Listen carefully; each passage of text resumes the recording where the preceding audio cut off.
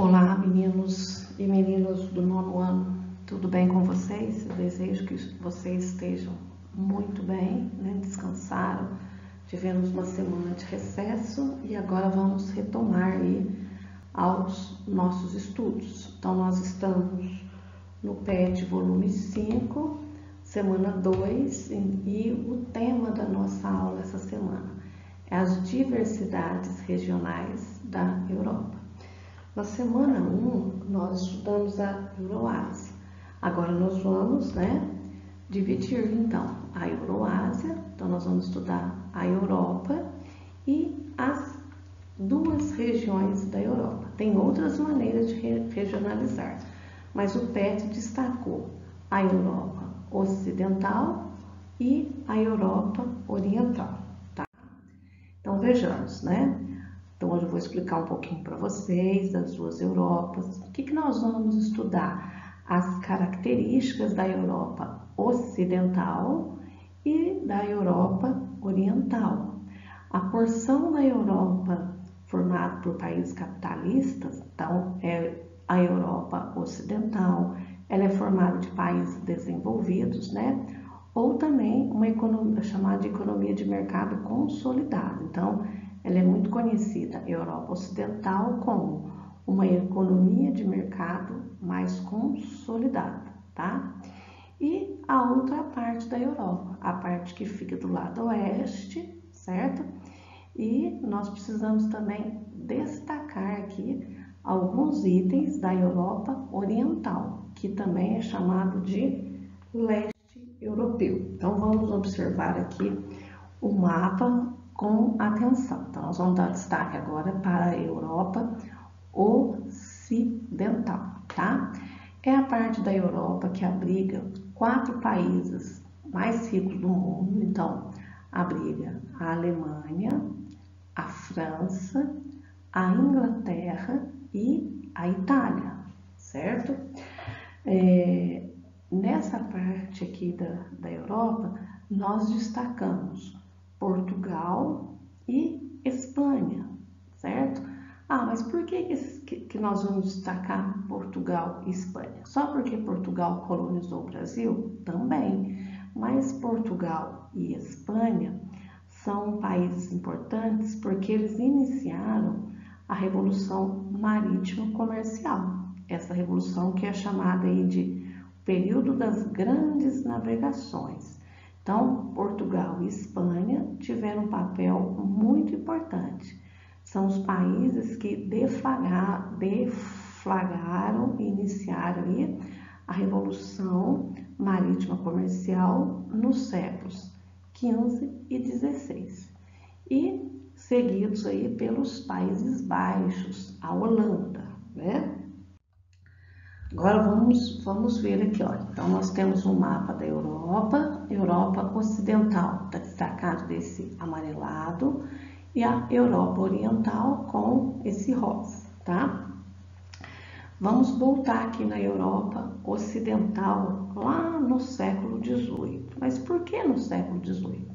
Porque o século XVIII foi o século que aconteceu a Revolução Industrial, Então, a partir aí dos meados do século XVIII, novamente a Europa se destaca através aqui do Reino Unido.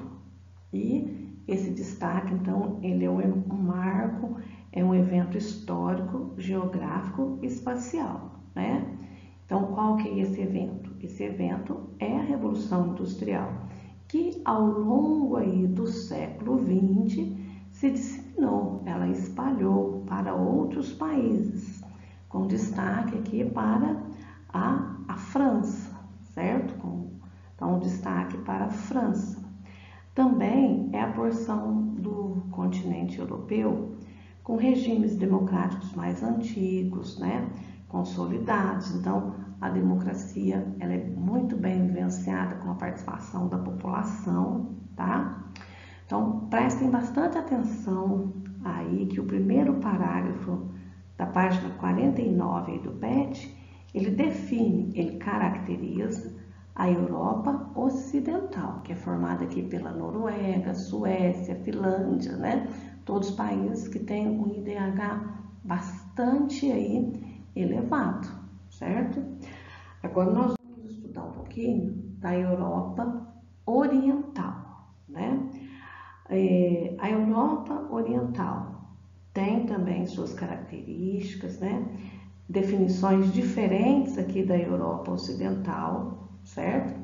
Então, a Europa Ocidental está localizada na parte leste e muitas vezes é comum a gente ouvir falar o leste europeu, que é toda essa parte aqui que abrange uma parte da Rússia, Letônia, Lituânia, Estônia, né? Polônia, República Tcheca, Eslováquia, Romênia, né? São todos países importantes aí também no contexto mundial, tá? Alguns com mais relevância, tá?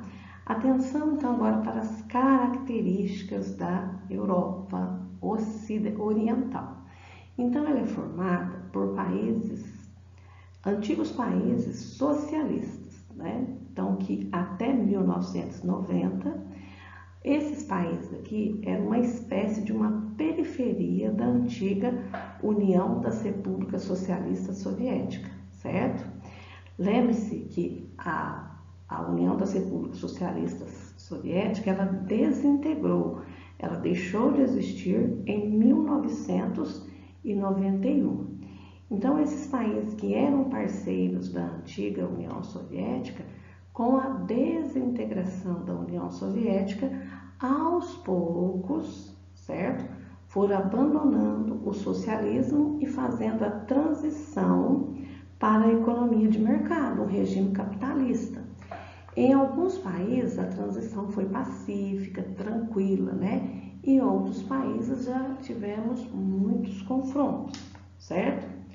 Os países, então, aqui, olha, do leste europeu, eles eram todos esses países aqui do leste europeu eram países submetidos a regimes autoritários de partido político único, certo?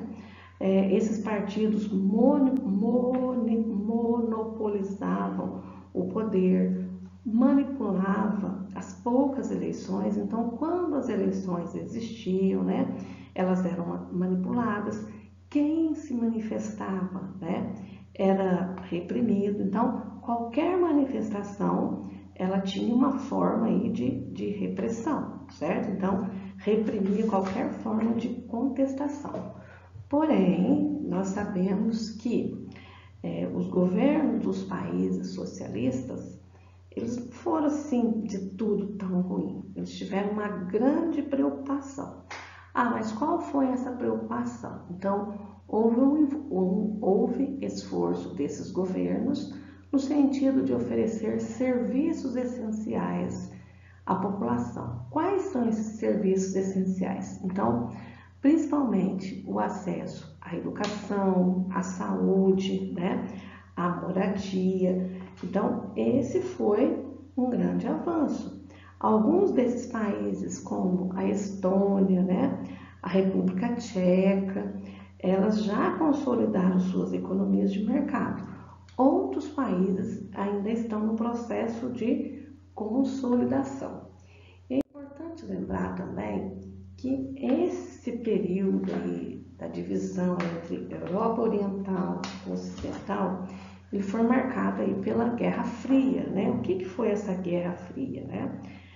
Nada de responder que foi uma guerra de gelo. Então, a Guerra Fria ela foi um período de tensão geopolítica entre a União Soviética e os Estados Unidos e os seus respectivos aí, aliados. Então, nós tínhamos o bloco ocidental e o bloco oriental. Aí, quando que tudo isso surgiu? Após a Segunda Guerra aí, Mundial. E esse período aí da Guerra Fria, ela foi extinta, né? Ela deixou de existir em 1991, com a desintegração aí da União Soviética. Então havia uma rivalidade muito, muito grande, mas intensa mesmo, entre a ex-União Soviética e os Estados Unidos. O mundo socialista e o mundo capitalista, certo? Que vigorou aí 1989, 1991, digamos que seja o término aí de influência sobre essas duas Europas, tá? E hoje, o que nós vemos? Hoje nós temos um grande desafio, né? Nós vemos que o continente europeu tem um desafio muito grande para o século aí 21. Então, quais são esses desafios? Então, o primeiro desafio é reduzir as diferenças e promover essas diferenças em desenvolvimento, né? E o outro desafio é promover a integração da porção oriental do continente com a ocidental, certo? E por que é importante promover essa integração? Porque nós temos países como a Albânia, a Bósnia e Herzegovina, né? Kosovo, Romênia, Bulgária, Macedônia, né? Sérvia, Montenegro, são nações que ainda estão em desenvolvimento. Então, o padrão de vida é bem mais baixo comparado com o da Europa Ocidental. Essas diferenças socioeconômicas que presentes entre as duas porções da Europa tendem a diminuir com o tempo? Sim, né? Pois os países antigos socialistas, o que eles buscam? Eles buscam se integrar à União Europeia, buscando um caminho, né, de industrialização, do fortalecimento aí dos regimes democráticos recém-instalados, né? Então, tem que haver os desafios, reduzir as diferenças socioeconômicas, promover a integração da população oriental aí do continente e um fortalecimento dos regimes democráticos recém-instalados, para que todos possam participar. Então, olha, nesse PET, nessa semana 2, então nós vimos aí a diferença entre as duas Europas, Europa Ocidental e Europa Oriental, né? Países que já têm o seu avanço, já têm uma economia mais consolidada, que já houve uma melhoria, né? Podemos citar como exemplo a Polônia, porém nós vamos ter países aqui que são muito pobres, né? Que ainda precisam ser melhorados. Para alguns autores, eles são países aqui subdesenvolvidos, estão na Europa, mas são países que são subdesenvolvidos, que buscam o seu caminho aí de crescimento e fortalecimento da industrialização, tá? Pessoal, faça as atividades com muita atenção, certo? Estamos à disposição para sanar as dúvidas e um ótimo estudo para vocês. Até a nossa próxima aula.